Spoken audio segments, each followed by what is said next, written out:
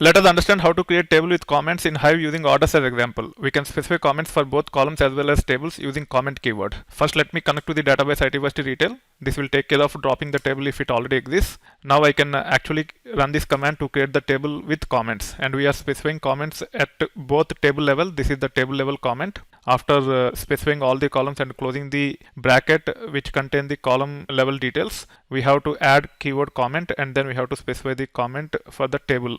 With respect to the column level, we just have to specify the column name, data type, and after that we have to use comment keyword, and then we can actually specify the comment like this. This is how you can actually specify column level comment. Once the table is created, we can run this command called as describe orders, and we should be able to see the column level comments. If you want to see the details about table level comments, you just have to run describe formatted or describe extended. However, as the output is not complete here, I am using this Scala code snippet to actually see the complete details with respect to the table, and you can see the table level comment here.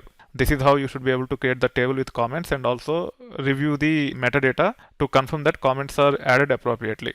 If you actually look at the material, I have these additional code snippets.